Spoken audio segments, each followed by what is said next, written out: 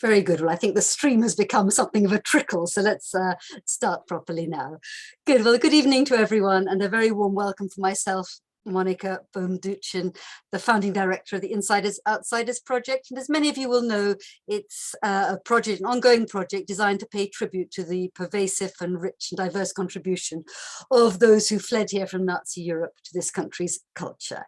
And I suspect most of you will already know that the morally murky but totally fascinating, problematic, really interesting internment episode crops up in virtually every refugee story. Not every single one. If you were a friendly alien, you were exempt, as I'm sure you're also aware. But nevertheless, what Simon has engaged with in his wonderful book is so important, for a fuller understanding, not only, of course, of the refugee experience then, but also sadly today as well.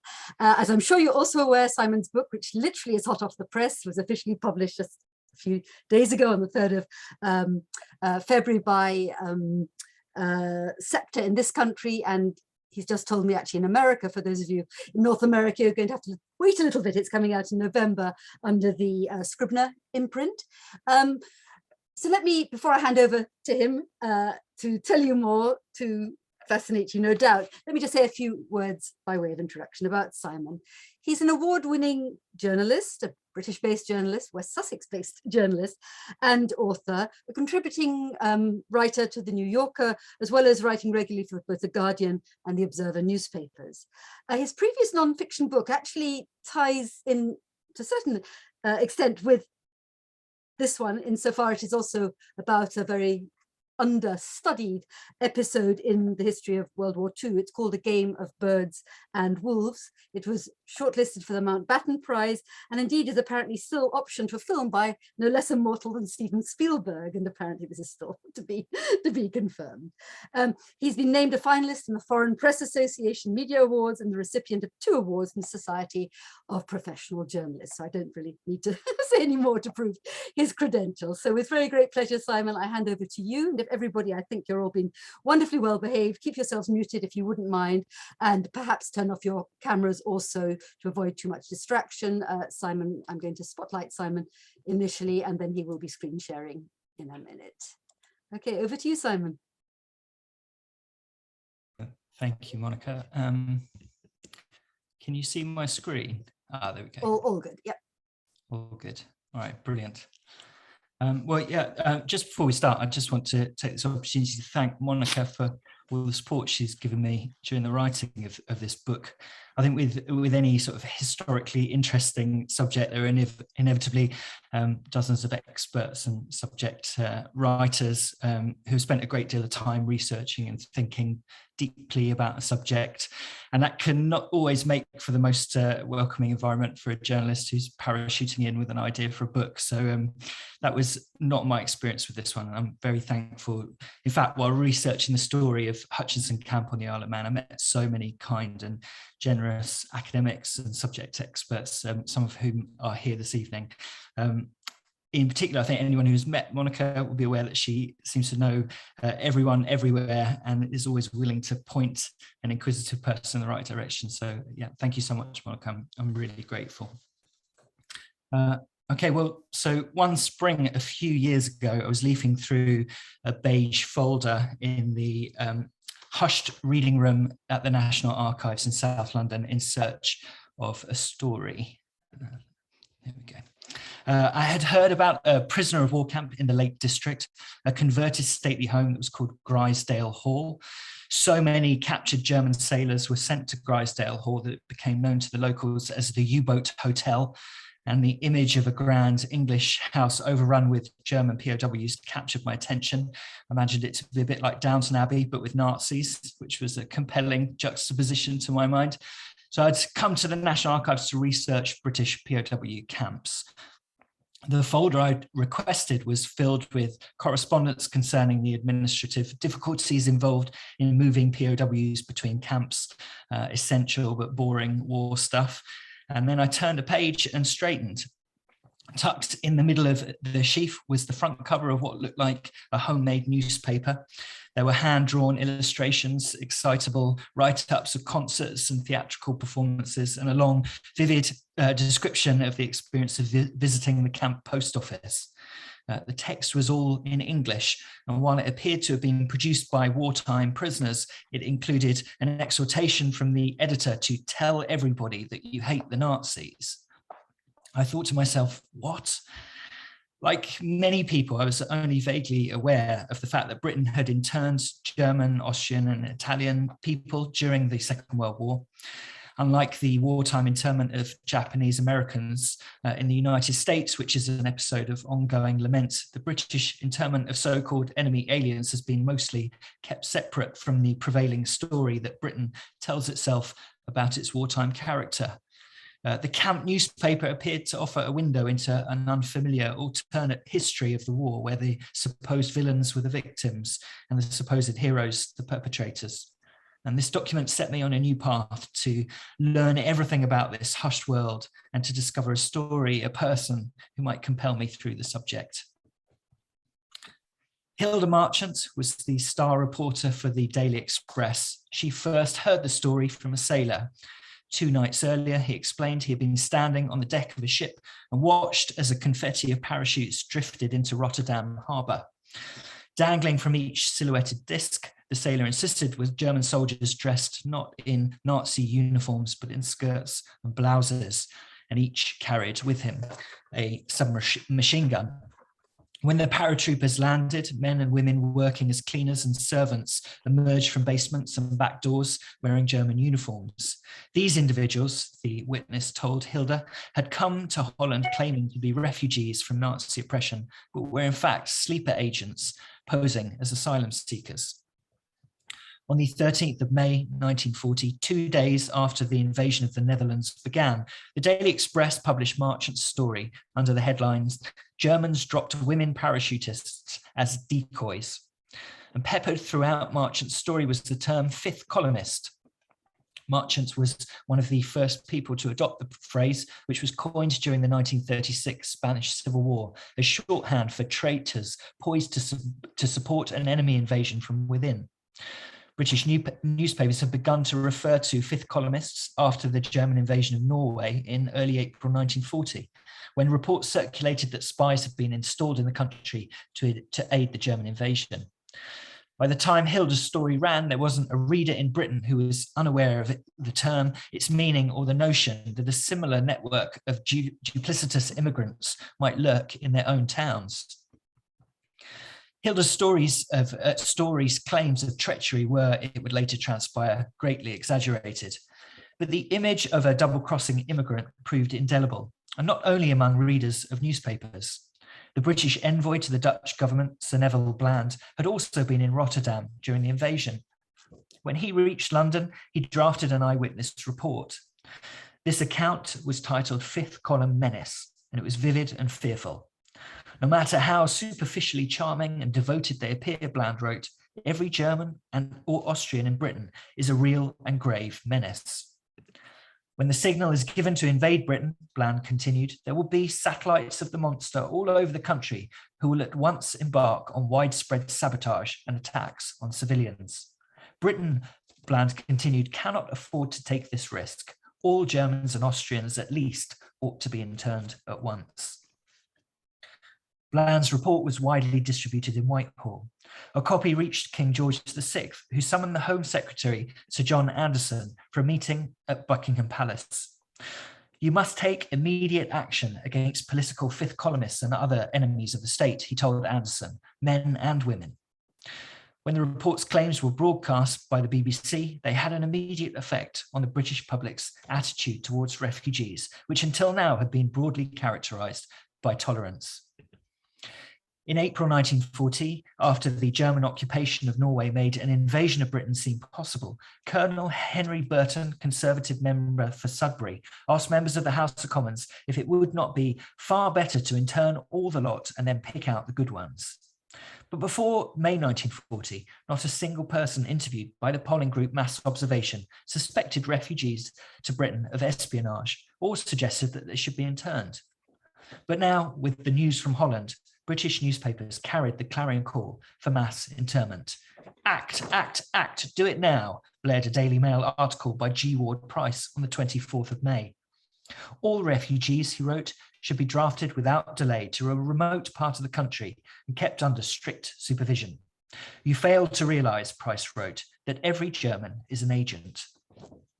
A widespread ignorance of the true numbers of foreigners to whom Britain had offered asylum hastened the change in public attitudes. One poll asked British citizens to estimate the number of refugees who had come to Britain from Nazi Germany in the previous 6 years. Respondents put the number at anywhere between 2 and 4 million. The true figure was just 73,500. Hysteria had overcome logic. Most refugees spoke thickly accented English, were unaccustomed to British social norms, and would make for ineffectual spies. Fifth columnists were far likelier to come from the ranks of British fascists. As the politician Herbert Delaney Hughes wrote pseudonymously at the time, it is lamentable how quickly people seem to have forgotten who exactly the refugees are and how it is that they came to this country. Most British people acknowledged the injustice inherent in mass internment, but felt it was nevertheless an appropriate, justifiable measure. You can't say which is good and which is bad, said one respondent to a May poll, by which time half of those interviewed favoured the internment of all enemy aliens. Some of them is very nice people, but it's safest to pull them all in. British police came for Peter Fleischmann in the early hours. It reminded the teenager of the Gestapo's moonlit roundups that he had narrowly avoided at home in Berlin 2 years earlier. At that time, a kindly policeman had knocked on the gates of the Auerbach orphanage where Peter lived, and on the day before Kristallnacht, warned that the Nazis were coming for him.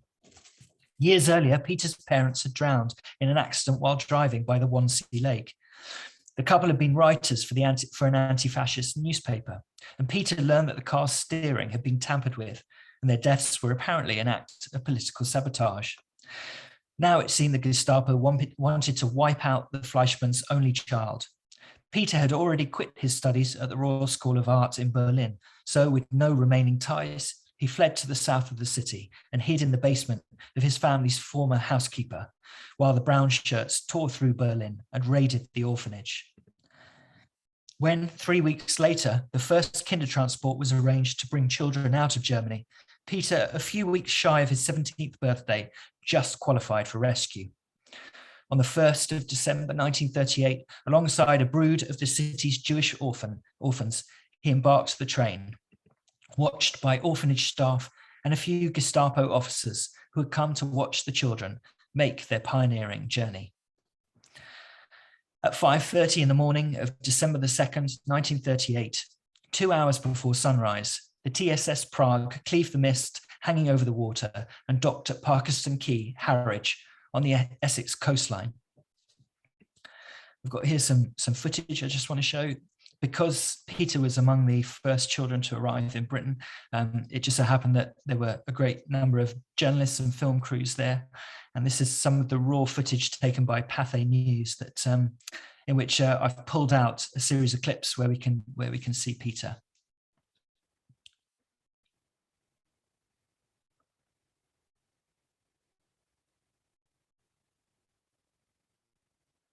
So here the children are coming to embark the bus that's going to take them to the holiday camp where they're staying. I see Peter in the brown coat there, holding his art folder under his arm. He's quite a bit taller than most of the other children because he's nearly 17 and most of them were much younger. And he's there to the left of this chap, now looking at the camera.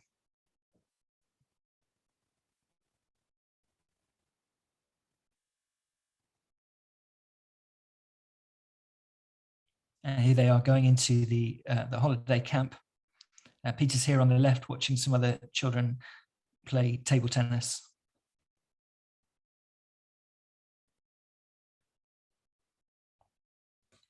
In Britain, Peter, who dreamed of becoming a professional artist, was taken in by the owners of a Manchester business that specialised in colouring old photographs of young soldiers who had died in the Great War. They provided him with employment and a room in their home. The hours were long and the conditions, which were a basement filled with rats, were insalubrious. But the work was artist adjacent and might, Peter reasoned, provide the experience he needed to attend art school in England. In Whitehall, however, the debate surrounding the reports from Holland soon derailed Peter's humble plans. Winston Churchill, during his first cabinet meeting as Prime Minister, agreed to the internment of all male enemy aliens between the ages of 16 and 60 who are currently living within the seacoast counties of Britain. This protected area on the coastline was where, in the event of a Nazi invasion from France, a spy could theoretically cause the most harm. Men were to be interned regardless of the category that tribunals had bestowed on them several months earlier. The following day, on Sunday, the 12th of May, 1940, Scotland Yard's fleet of motor cars roared out of the police headquarters. Many of the officers dispatched to make the day's arrests had been unaware of their task until they arrived for work that morning. By the end of this first mass roundup, around 2,000 refugees had been taken into custody and handed to the military authorities for internment.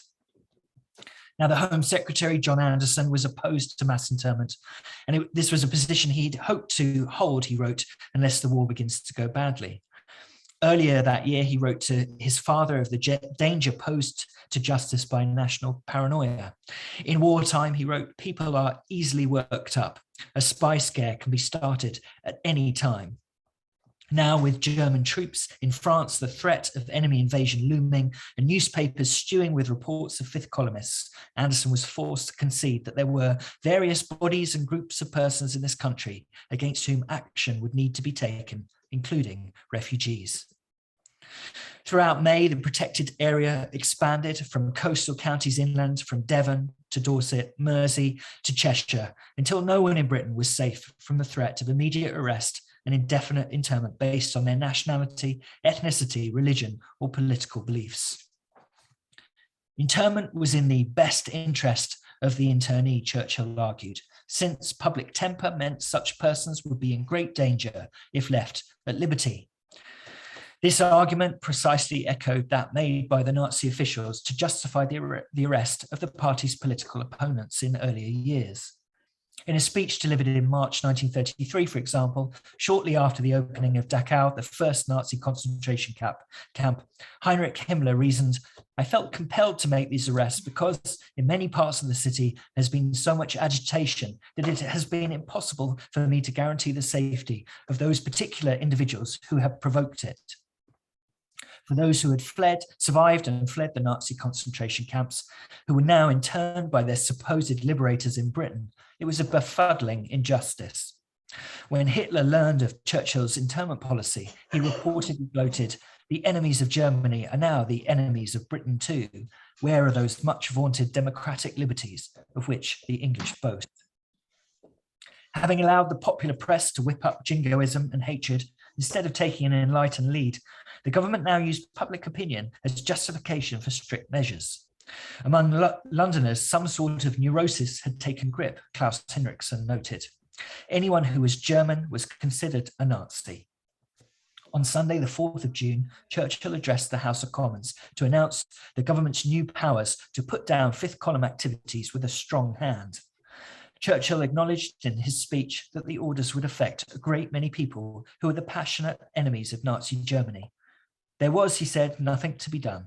I am very sorry for them, but we cannot draw all the distinctions which we would like.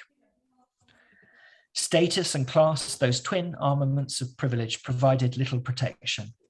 Nazism had pushed a wave of luminaries towards Britain. Now these Oxbridge dons, surgeons, dentists, lawyers, and celebrated artists were taken into custody. The police arrested Emil Goldman, a 67-year-old professor from the University of Vienna, in the grounds of Eton College. At Cambridge University, dozens of staff and students were detained in the Guildhall, including Prince Frederick of Prussia, a grandson of Queen Victoria, who, while interned, received food packages from Fortnum and Mason, allegedly paid for by the royal family. That year's Cambridge law finals nearly had to be cancelled because one of the interned professors had locked away the papers and taken the key. In the early hours of the 5th of July, a Black Maria pulled up at the Prestwich home of Albert and Gertrude Ripkin, who had taken in Peter Fleischmann and given him work. Peter awoke to the sound of knocking. The officer's instruction was curt and urgent. Get your clothes, come with us. Neither soldier nor criminal, Peter, one of 90 aliens and refugees arrested by Salford police that morning, was denied the civil rights that even convicts enjoy. No charge, no trial, no bail. None of his story mattered, not the fact he had been orphaned and made homeless by the Nazi regime, not the fact that he had been brought to England and as a destitute child, nor that he had been carefully interviewed by the Lord Chief Justice Rayner Goddard, one of the most senior judges in the land, and deemed to pose no security risk. In this new reality, subject to the British government's panicked measures, only Peter's nationality, the same nationality the Nazis hoped to strip from all German and Austrian Jews, mattered. Buffeted along a twisted road by the winds of history, he was again unwelcome and homeless. Like many of those arrested in northwest England, Peter first arrived at a transit camp known as Wharf Mills, massive, decaying, derelict cotton mill that cast a brutish silhouette on the Lancashire horizon. Its proprietors had been forced by recession to abandon the premises 10 years earlier. The floor, a mixture of cobbles and wood, was viscid and slippery with old machine oil, the smell of which mixed with the acrid stench of the canal that ran alongside the building. Transmission belts hung like nooses from rafters, and broken panes of glass let the drizzle in. The building, 3 stories tall at one section, had sat empty and dampening until the army moved in on the 5th of June 1940. The first internees arrived 7 days later. They had ample time to take in their new home's frontage. From Bury Station, the internees had been marched for 4 miles along Manchester Road towards their new home. It was a walk of shame. Hostile onlookers watched the men as they were paraded in front of the public as prisoners. To be marched like a bloody prisoner of war with people watching, that really hurt, recalled Peter Katz, a pastor in his mid-50s who had been one of the first arrivals. I felt degraded. By the time Peter arrived, Wharf Mills was packed. Inside, a phalanx of British soldiers under the command of a retired officer, Major Alfred Braybrook, sat behind a row of tables ready to check the men's belongings. The internees lined up behind the ropes, and each man smelled the stench of disinfectant while he waited to be called forward. On Peter's turn, a private grabbed his bag and tipped the contents onto the table, while a seated officer thumbed through Peter's wallet. Peter assumed the men were searching for any items that might be used as weapons, but it soon became clear that anything of value was in danger of confiscation. Just as the Nazis had robbed many of these men of their valuables, so the British officers now took chocolate, cigarettes, writing paper and typewriters, distributing the items among themselves in full view of the looted. In Wharf Mills, 2,000 internees shared a single bathtub and 18 water taps, a limitation that soon enough forced almost every man to give up on shaving and encouraged some to rise as early as 4 o'clock in the morning to avoid the rush for the facilities. Laundry could be washed in an empty room, but without soap or drying facilities, clothes and blankets often emerged as dirty as they were before. There was no sewerage system in place, and the lavatories amounted to 60 buckets housed outside beneath an oblong tent. As the day progressed, the stench became unbearable. Conditions in the camp were considered by the numerous German doctors among the inmates to be a liability for the spread of disease. They wrote and co-signed a memo of complaint to Major Braybrook. Dr. Simon Isaac, a former professor at the University of Frankfurt, who had overseen makeshift hospitals on the Russian front, wrote that he had never seen a place less fit for the accommodation of human beings. To be imprisoned in a building, he wrote, not even fit for beasts, had a profound effect on each man's view of the country that had offered him sanctuary. Many have ceased to believe in the British spirit of humanity, which before they acclaimed, he continued. The indignities of isolation from friends and relatives, meagre food rations, lice, and inadequate sanitary arrangements led many internees to draw parallels between the mill and the Nazi concentration camps from which they had fled. According to an official Ministry of Information report, 2 men, both of whom had previously been incarcerated in Nazi concentration camps, died at Wharf Mills by suicide. After a week spent at Wharf Mills, Peter was transported to one of the more permanent camps, 10 of which were situated on the Isle of Man, where women and children were also interned. When he reached the island, Fleischmann's home was P Camp, or Hutchinson, where around 1,200 internees were billeted in requisitioned boarding houses that bordered the picturesque square, with views leading down to Douglas Harbour. After the indignities of Wharf Mills, Hutchinson had a bucolic quality, which at times felt like something akin to a holiday camp. Hutchinson opened on the 13th of July 1940. 2 days later, some men emerged from their boarding houses carrying chairs and ladders, which they set up on the terraced lawn. They beckoned passers-by, and when they had a small crowd, began to hold forth on their specialist subject. Soon the lawn became filled with speakers and their various audiences, like, as one observer put it, a scene from ancient Athens. A listener could wander freely between subjects, from Greek philosophy, industrial uses of synthetic fibres, to Shakespeare's sonnets. Before he transferred to Hutchinson, Bruno Ahrens, an architect who had, during an illustrious career, designed Berlin's highly influential modernist housing estates, had organised lessons for schoolboys in a previous transit camp. Recognising the illustrious group of teachers in the camp's midst, Ahrens approached the camp commandant, a former advertising executive named Captain Hubert Daniel. You can see him here with his hand right in the middle of this shot. Ahrens requested permission to organise the formal schedules of lectures. Daniel, who was known as Danny to his friends, offered Ahrens a room on the first floor of the camp's administration building. Together with his assistant, Klaus Hinrichsen, a young art historian, the pair assigned daily lectures, organised theatre and musical performances, and most urgently, arranged letters and tutorials for the younger internees to prepare them for the exams that they would, hopefully, still be able to sit upon their release. Ahrens christened the outfit, which was founded 4 days after Hutchinson's opening, the Cultural Department. But Daniel, having learned that his charges included a considerable number of eminent academics, insisted that it be known as Hutchinson Camp University. The department's remit was wide-ranging. To program lessons, arrange borrowing of books from local and mainland libraries, the securing of art supplies and music instruments, and the organising the teaching of English at all grades of knowledge. There were, of course, men who would endlessly play cards or poker or smoke cigars, not moving until the next batch of food parcels arrived. But those who chose to participate in the cultural schedule were richly rewarded. Helmut Weissenborn considered it a miracle of human willpower, how quickly the camp had transformed into a kind of university. One was that, in the lawyer-turned-painter Fred Ullman's estimation, the best I had ever attended. Efforts weren't limited to academic pursuits. Captain Daniel proved to be a benevolent overseer. At the urging of his frustrated artist wife, Daniel, who was himself a keen photographer, provided materials and studio space for the artists in the camp. This actually here is, I believe, the camera that he took all of the pictures that are in the Tate, some of which you've seen in this, that his family generously shared with me.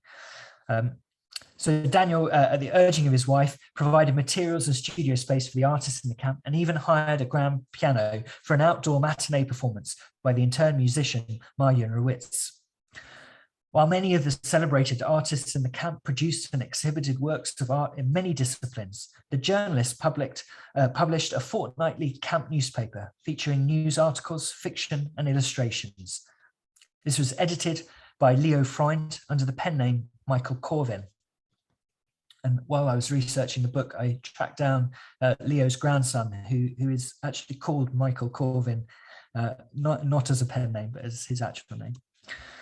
Campaigners such as the MP Eleanor Rathbone, Helen Rota, Secretary of the Artist Refugee Committee, and the self-effacing Quaker Bertha Bracey secured for the internees books to open in Impromptu Library, where Lewis Carroll's Alice in Wonderland and Daphne du Maurier's Rebecca proved to be the most popular titles. They also secured for the internees a table tennis table and, in time, a shop where the internees could buy supplies and even alcohol. There were dozens of clubs for special interests, including ones for Spanish, French and Norwegian speakers, a Collegio Dante for fans of the Italian poet, and an English section run by the journalist Ludwig Elster for those who wish to become better acquainted with English life and its institutions. Professional actors and film directors staged productions of, among others, A Midsummer Night's Dream and Of Mice and Men. And in all areas of theatrical production, ingenuity had to compensate for deficiency. This here is Otto Tausig, who was in the camp.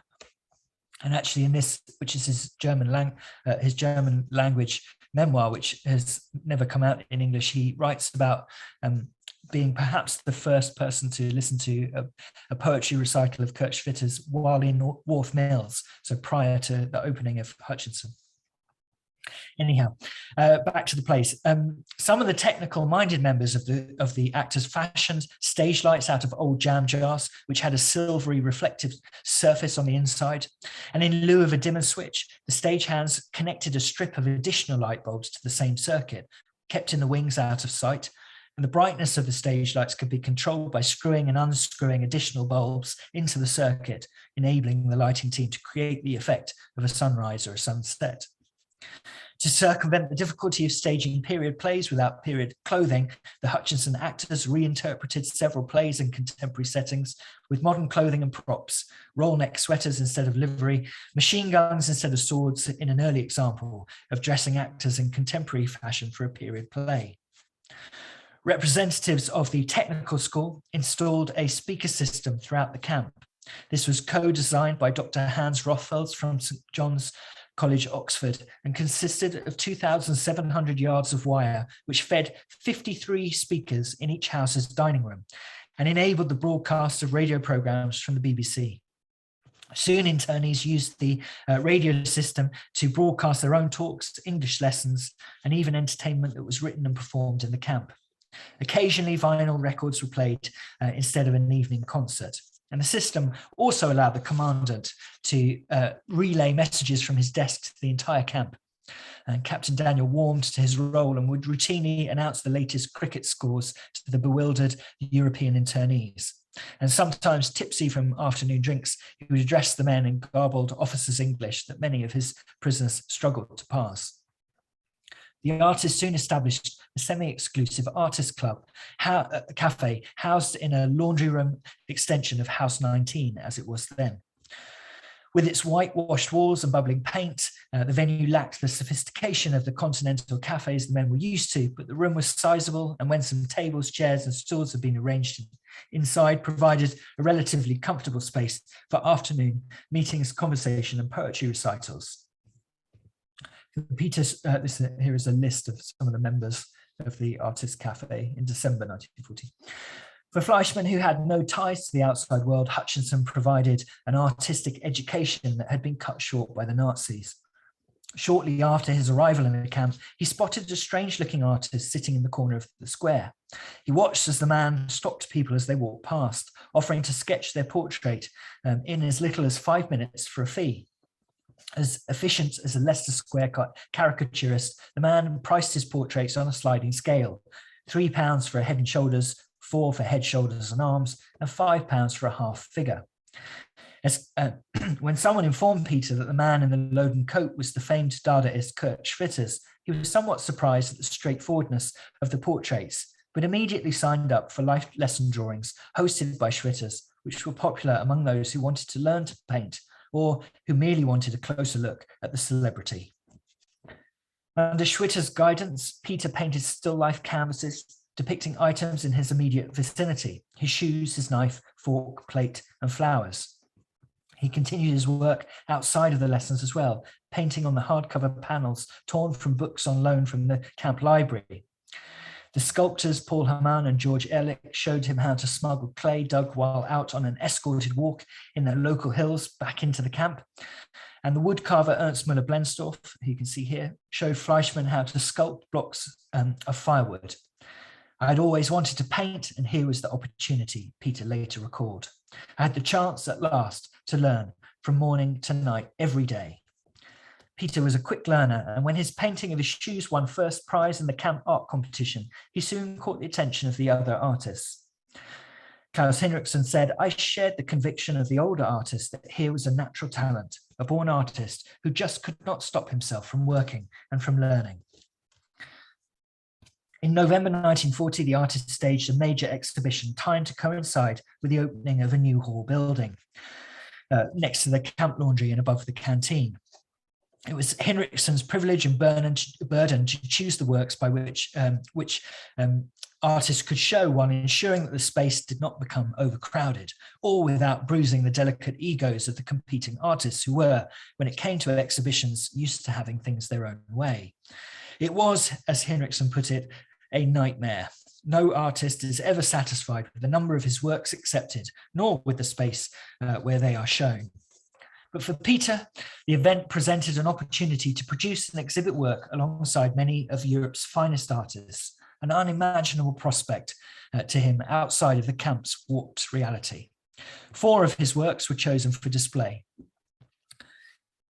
And on Tuesday, the 19th of November, at 4 o'clock in the afternoon, Captain Daniel entered the exhibition, trailed by his entourage. Peter proudly stood beside his work.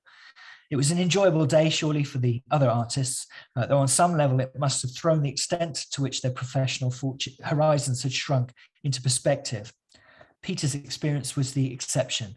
Here was the tangible fulfillment that to him captivity represented an expansion of opportunity. That Peter had been able to exhibit was also testament to the care and support he had found in Hutchinson camp. Despite the cultural richness of the camp, depression was rife as the men waited for news of their loved ones, worried about their businesses and fretted over freedom.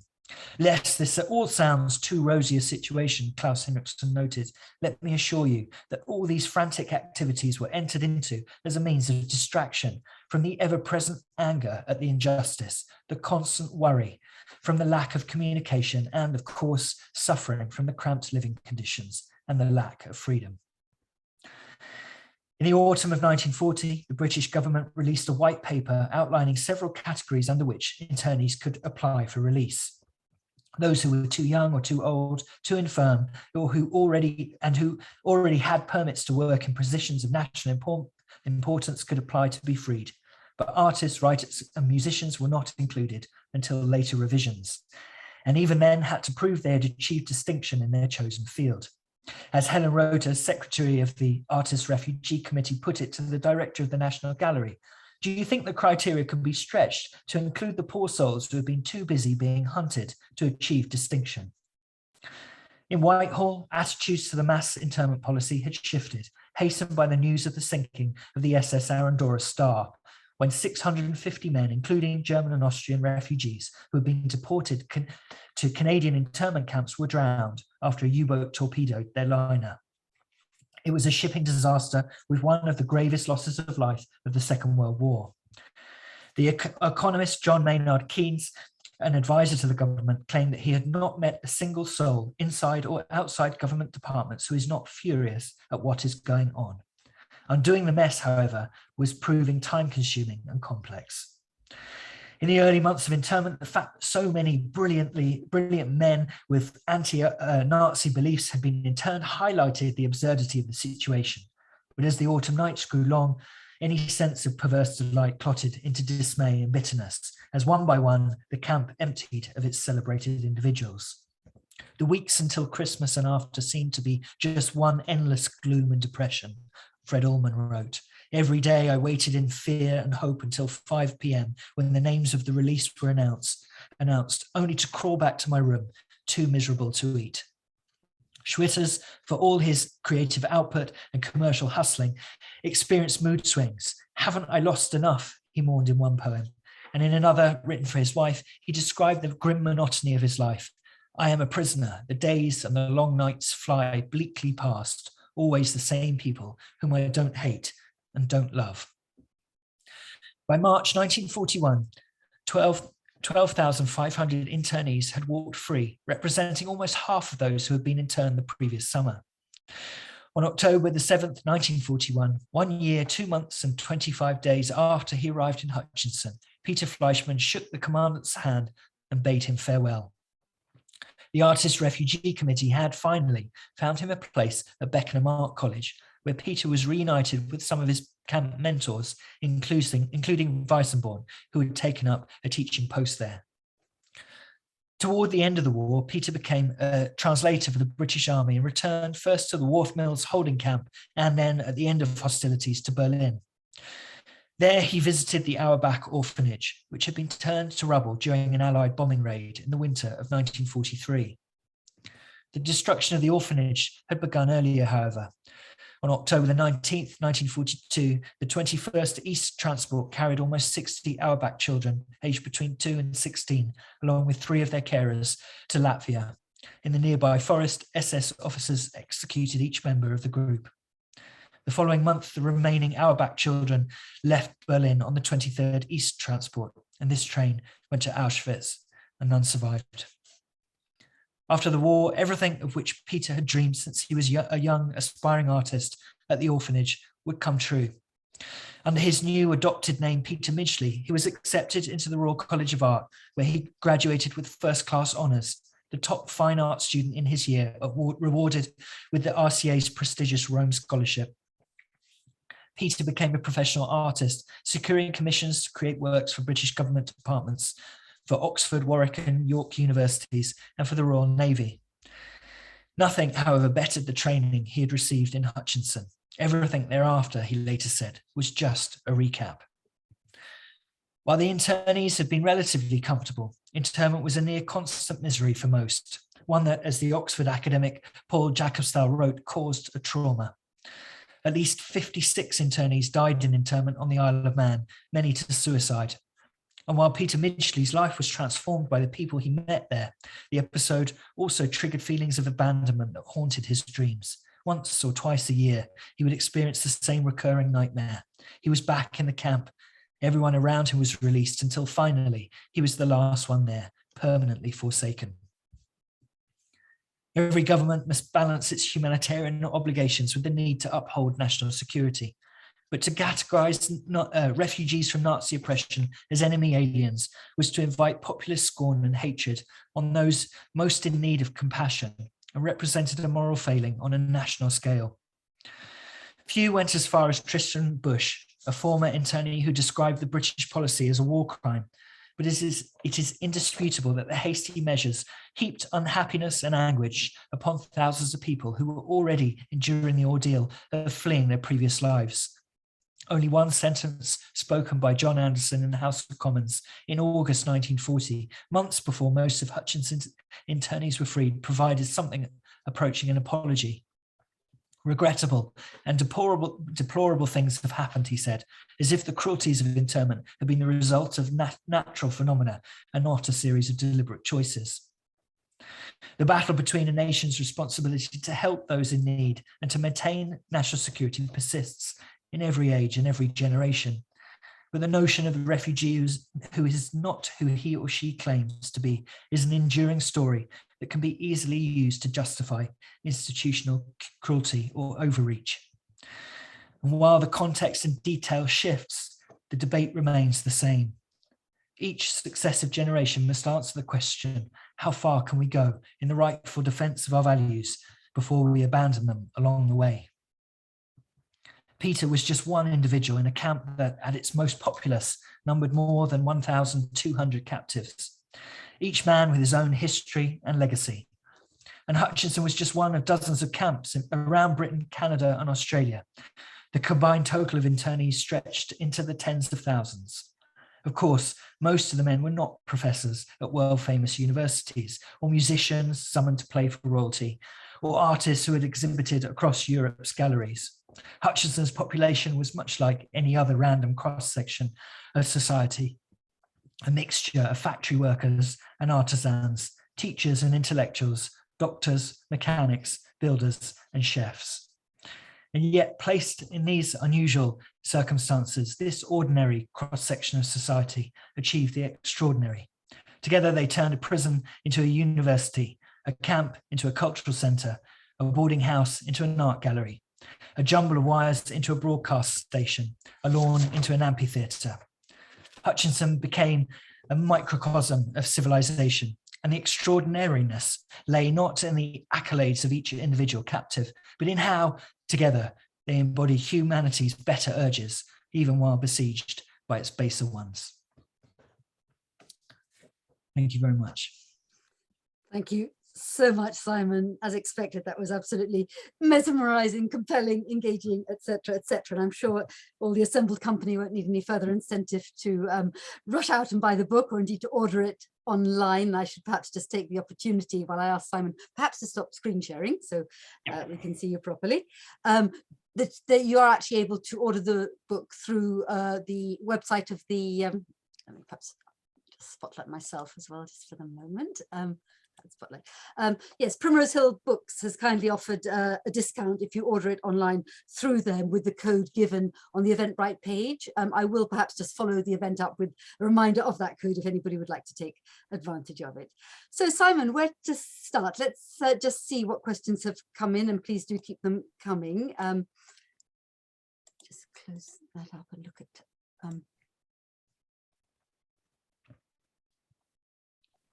I'm aware of time, and while I have lots of things I would like to discuss with you, I want to make sure that everybody else has a chance to have their say. Okay,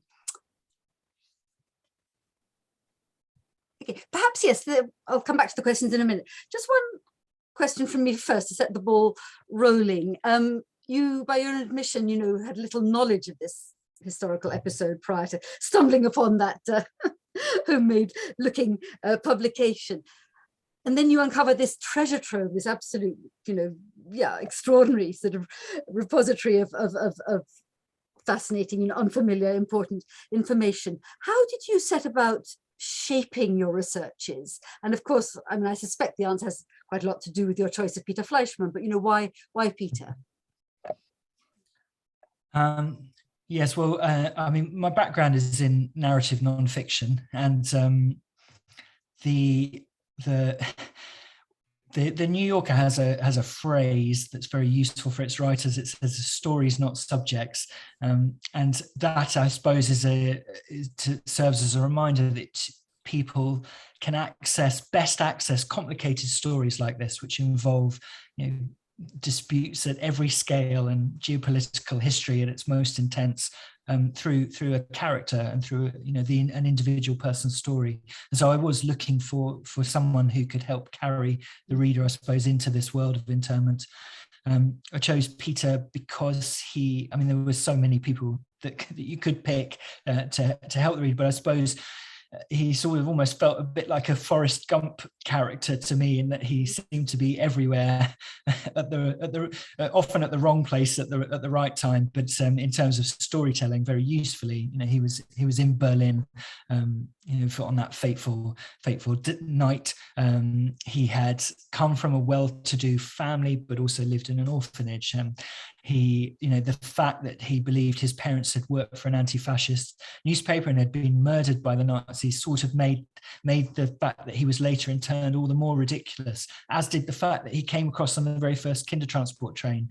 And also he was one of, I suppose, in a sense, atypical, because for him the camp represented a great awakening in his prospects and broadening of his prospects through who he met.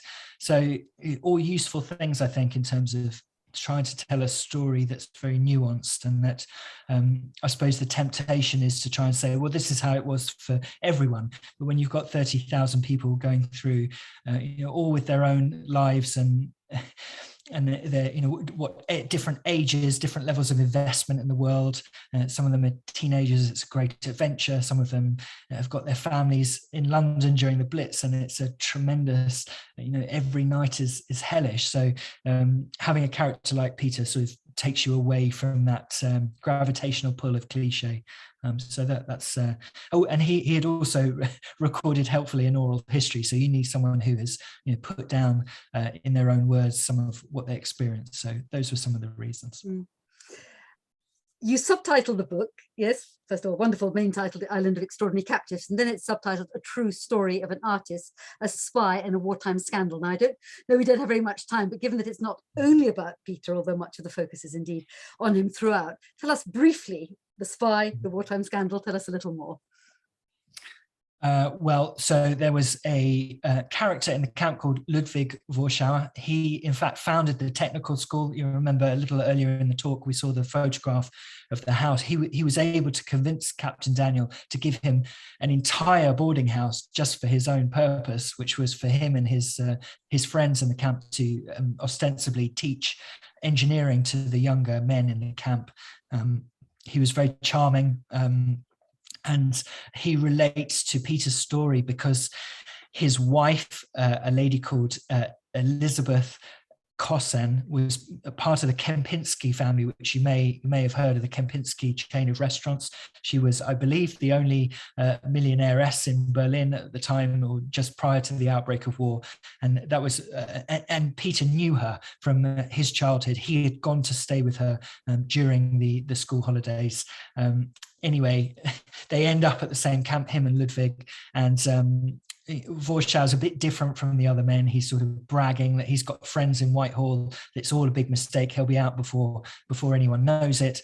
And he manages, when it looks like actually maybe he's going to be here a bit longer, he ingratiates himself with Captain Daniel. The reason he languishes in the camp is he is the subject of what was, I believe, the longest MI5 investigation into a refugee during the war, who believed he was a Gestapo plant.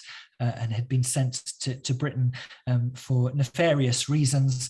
It takes the MI5 agents who suspect this a very long time to secure the proof of this, and that's a major plot line in the story. And of course, he's in the camp as well, and he clashes terribly with the artists. Captain Daniel gives Warschauer a position on the cultural committee. Bruno Arends is mortified by this, and so yeah, there's a lot of interesting and quite exciting detail about Warschauer's story, but I couldn't really get into it in this talk. You couldn't make it up, or it would be hard to make it up, wouldn't it? I mean, it's all quite extraordinary. We have a few very relevant questions. Somebody called Val, sorry, I can't see the full name. And what about the girls and the women? Clearly that was not your intent. It is another story, but she continues. My mother was interned at Port Erin in the south of the island in far less uplifting circumstances at the tender age of 16 and a very few weeks. Another set of stories to tell. Yes, indeed. Thank you very much for this fine lecture, etc., etc. And then another question also talking about what you haven't talked about, perhaps, what about the Italian prisoners in Douglas at the same period? Yes, yes, of course. So after Italy enters the war, the Italians are similarly rounded up, and in some ways it was almost more tragic for them because they hadn't been through these tribunals that occurred from November 1939, and so they hadn't been given categorized according to their perceived risk to Britain. They were just rounded up, and I do include in the book there's a whole chapter on the Arandora Star, which was predominantly had Italians aboard. There were, I believe, no Italians in Hutchinson camp because they were put in the hotel on Douglas seafront. But there are lots of references to some of the goings on at that camp, and also some of the terrible injustices of people being arrested and interned who never should have been, and who were clearly anti-fascist. And so that, again, that's another major part of the story. But I think in choosing, you have to set some boundaries for what you're going to write about in a book like this. And so for me, I had to focus predominantly on Hutchinson, and of course some things were left out because of that.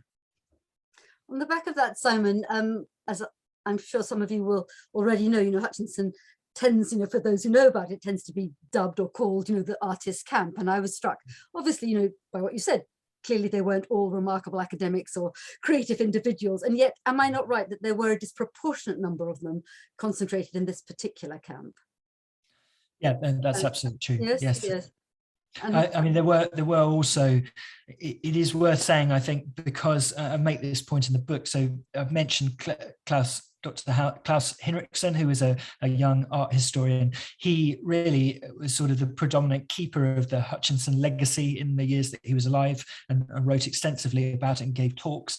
And I think it was because he was an art historian who was friends with many of the artists that Hutchinson has become known as the artist camp, but it could easily have been known as the journalist camp or the lawyers camp or any number of other things, because there were similarly large concentrations of people from all realms of life. And equally, we mustn't forget, there's a comment here from Carolyn Kornbluth. My father interned in Onken, which was on the fringes of Douglas, also felt all the trauma and depression, etc., which you describe. It's very emotional for me to hear all of this. Thank you. He told it exactly as you tell it all, from the filth and oil in Worth Mills onwards. I will buy your book. But yes, Onken also had an extraordinary larger-than-life figure called Jack Bilbo, who's very much the cultural impresario there. And of course, there were also artists, other creative individuals in other camps, Sefton, etc., etc. So yes, one mustn't forget that they were perhaps more dispersed than the myth, if you like, of Hutchinson would have us believe.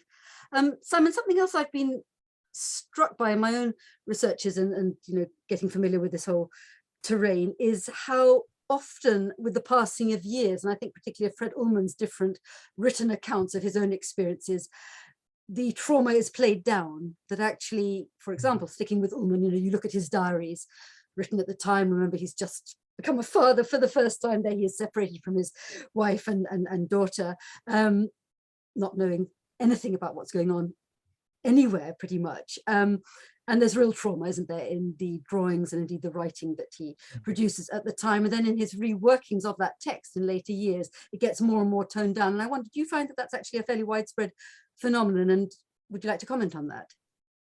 Yes, I mean, that's common really to so many of the stories when they're written. When you read the primary source documents from the camp, they're very miserable a lot of the time and sad. And I mentioned Paul Jacobsthal there, who was lecturing at Oxford at the time. He also edited his diaries after he left the camp and toned down the sort of misery of it. He described it as a trauma in the camp, and then later on sort of said, oh, it was a rather pleasant time. And I think there are lots of reasons for that. Partly just the natural dissipation of anger, and you tend to remember you tend to remember things in the past more fondly, perhaps, with time.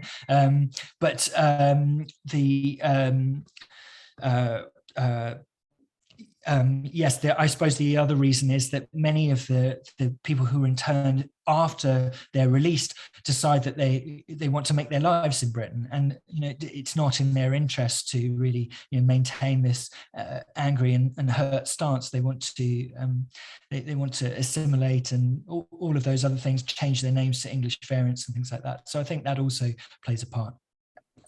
I wonder if there's more to it than that. And actually, there was a mention in one of the questions about the Pioneer Corps. Of course, one way out of internment was to volunteer for the Pioneer Corps, which is a non-combatant force fighting for the British war effort. But that's another story. But I wonder if it's also something to do with the kind of pitfalls and the dangers, perhaps, of comparing the internment experience you've been talking about with the true terrors and horrors of what was going on and what was perpetrated in Germany. And you mentioned, actually, it'd be interesting for people to know that there is apparently a German edition of the book in the pipeline. Yes, is that correct? Yeah. I think it's something I'm very wary about when I teach the internment episode to my students, for example. I always, at some point, very firmly say, yes, this was absolutely unjustified, although you can perhaps understand how it could have happened at the time, but don't for a moment forget, what was going on in Germany at the time. And I think maybe perhaps once that knowledge came out, as it were, and as you say, people settled here with immense gratitude for ultimately, having their lives saved by this country. That's another factor, presumably, as well. Yeah, I think that's exactly right. And me and my editors spent a long time discussing to what degree you should invite those comparisons and shouldn't. And I think what we came, the fundamental difference is that the concentration camps on the continent were motivated by hatred, whereas the internment camps here were motivated by fear. And that you can have great cruelties done in both of those instances, but they are fundamentally different. Yes, that's a good way of putting it. Indeed. A few specific questions coming up. From Laura Warnock. Yes, how did that group of people wind up being chosen to be at Hutchinson? Well, I can answer that. Simon obviously can too. They weren't chosen. I think it was it entirely random who was put where? I believe so, other than perhaps nationality. Yeah. Well, except that there were German and Austrian former nationals, weren't there, sort of across the board in the different camps? Yeah, I meant the Italian camps. Oh, yes, yeah. And also, just to kind of complicate things further, it was Peel that became Peveril Camp. That was actually where the British, the homegrown fascists, were interned. So, it is an immensely complex and, as I say, totally fascinating story. We've got a question here from Alan Pizer. Yes, again, who chose, how did it happen? Why were the 650 internees chosen to go to Canada on the Arandora Star? Were others sent on that infamous ship to Australia, which is, yes, the notorious Dunera, which is another utterly, possibly even more shameful story than the one you've been telling, with the possible exception of Worth Mills. I have the impression it was all pretty chaotic and fairly random, but is that with the ships going to Canada, the government, they were intended to be only category A Nazi sympathizers were supposed to be on the certainly on the Arandora Star, and this is the government maintains that line for about a month after the sinking. Says, well, this is a tragedy, but it was a German U-boat firing on Nazi sympathizers, and then there's an inquiry that shows that this is in fact not true, and lists many. You can go and read it in the National Archives, and it lists many individuals who were on the Arandora Star, and gives a brief sort of paragraph-long history of who this person was and how they came to be on the ship and why they should never have been there in the first place. And it was very largely responsible for turning the tide of public opinion, wasn't it, against internment? I mustn't go on too long, but you had to choose what you had time to mention tonight, but I think perhaps also worth bringing into the group of those who did their best to help the former refugees to get out, to be exonerated, if that's the word. George Bell, Bishop of Chichester, was an important figure, wasn't he? And also François Lafitte, the famous Penguin special, the internment of aliens, which again, it sold in huge numbers, didn't it? Which did played its part in changing opinions. Yeah. And the Victor Gallant's book as well by Judex, which was the pseudonym used by Herbert Delaney Hughes, who I mentioned earlier. That also came out that same year, and that's if anything more strongly argued than the other book. So yes, I think all of these things together. And yes, I mentioned Bertha Bracey. You remember she was behind her handbag. She was the chairman of the Central Department for Interned Refugees. So it was her responsibility to ensure good conditions for the internees as well as their release. And you can go and read her papers in Friend's house in London. And she really did work tirelessly in conjunction with Otto Schiff from the Jewish Refugee Committee. I think that's right. Yeah. Absolutely, and also very involved in the kinder transport. There's a new book by Mike Levy out, incidentally, for those of you who haven't come across it yet, which is about the unsung heroes of the kinder transport phenomenon. So yes, indeed, I think the Quakers really do deserve much, much more credit than they generally receive. We could go on, and I'm aware of time passing quickly now. Another question about the women. Do you want to just very briefly say something about the women's experience? People are obviously curious. Well, you mentioned Port Erin. There were two camps there, but they were actually connected. It was possible to walk freely between those two camps.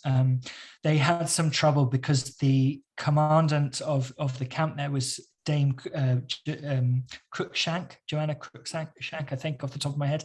And the women were much more bundled together with Nazi sympathizers and refugees from Nazi oppression, even to the extent where they were put in houses together, and there was seemed to be a much higher density of Nazi sympathizers among the women, which caused, as you can imagine, all manner of arguments and awful things. And it was debated, this situation was debated in the House of Commons numerous times. And I think at one point they even tried to do their own newspaper where they had they had Nazi sympathizers and refugees from Nazi oppression working together on the paper, and suffice to say it only lasted for 1 or 2 editions, I believe, and then eventually they managed to the commandant is moved on and someone else moves in. But yes, I mean, I think that in particular, the different political loyalties there caused a great amount of friction and hardship.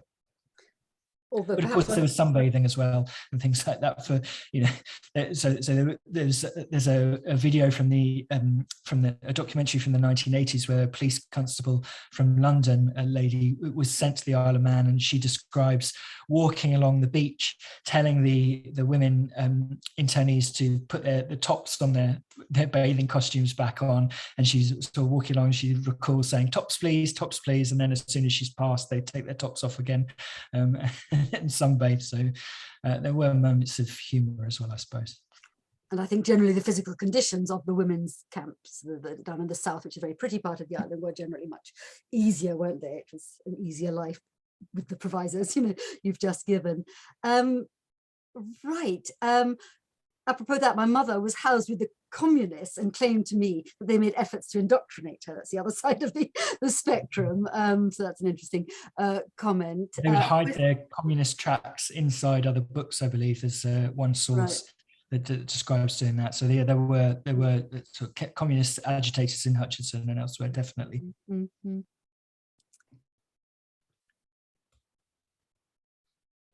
Okay, I think yes, there are all sorts of questions and comments one could carry on with, but I think we've probably covered the main points there. Although actually a question here about how long the research took, which will bring me perhaps to my concluding question for you. When did you first start work on the project? Well, I started shortly before my previous book came out, so about 4 years working on it, yeah. And then the last sort of 18 months really, you know, very focused just on the book. And I suspect what's going to happen, there's one lady in the audience who wants to be in touch with you, that I suspect now that the book is out there in the world, there will be other people coming forward with little gems of information, nuggets of information that you probably wish you had a chance to include. But anyway, that's the way it goes. Wonderful. And perhaps, okay, all right, there's another interesting question here, different sort of question. Did the camp, Hutchinson specifically, give the Jewish internees a chance to practice their religion? Yes, yeah, very much so. So there was one Orthodox house. I mean, of course, with any people group, you have a great diversity within that, and of course, there were people of all levels of observance in terms of their Judaism. So you had one house for Orthodox Jews, and then there were also people who would describe themselves, I suppose, as just culturally Jewish. In terms of those members, yes, Captain Daniel was again sympathetic there, and I think they provided they made it so they could have unleavened bread, and even took, I think, some of the money that was saved because of that and put that back into the camp for certain things. There were also Rabbi Solomon Skonfeld, I can't remember his precise position at this time, but he was made very regular visits into the camp and checked conditions, provided candles for Hanukkah, which weren't used because Captain Daniel was worried they were a fire risk, and in the end there was a national candle shortage and they had to be sent back. But there was at least sort of gestures towards accommodating all kinds of belief. And of course, while the camp, I think, was around 80% Jewish, there were also Catholics in the camp, Protestants, including ministers, pastors of all manner of faiths as well. So it was, it was certainly just not one type of individual there. Now, there are lots of questions, of a more general nature. Eric's talking about his father and uncle who went from Kitchener camp, another extraordinary story waiting perhaps to be publicized further, and then to Murag, which was actually outside Douglas. And obviously it hasn't been Simon's remit, Eric, to talk about the other camps, but Murag, of course, is also very interesting. There was a particularly rich musical life there. And then you said he went to Canada. Is there a pattern? I'm not sure. The sense is that actually what happened to individuals seemed to be quite random in terms of where they ended up. But that's a good point, perhaps, at which to begin to round things off. various things I wanted to say by way of conclusion, apart, of course, from thanking Simon very, very profusely for a wonderful presentation today. But Simon mentioned more than once a very wonderful man I had the honor of knowing slightly, called Klaus Hinrichsen, who became the unofficial chronicler of Hutchinson. And there was an event, some of you may already have in fact attended or know of it, just a few weeks ago with Klaus's daughter, Jackie Richardson, and indeed Simon was also contributing, which you can find a recording of on the Insiders Outsiders YouTube channel, among many others, because last year and indeed the year before, have I got that right? Yes, was the 80th anniversary of the internment episode. We were intent on doing all sorts of different online events to do with internments. If you go to the Insiders Outsiders YouTube channel, there is actually a whole subsection entitled Internment 1940 to 41. And though I say it myself, I think there's a very rich mix of different offerings there, which you might like to dip into. You also mentioned Worth Mills, the most notorious of the so-called, the transit camps en route, mostly to the Isle of Man. There's a man called Richard Shaw, a filmmaker by profession, but who did a wonderful research project called the Worth Mills Project. And again, just do a Google search, you will find it. It's a really rich resource for information about that infamous camp.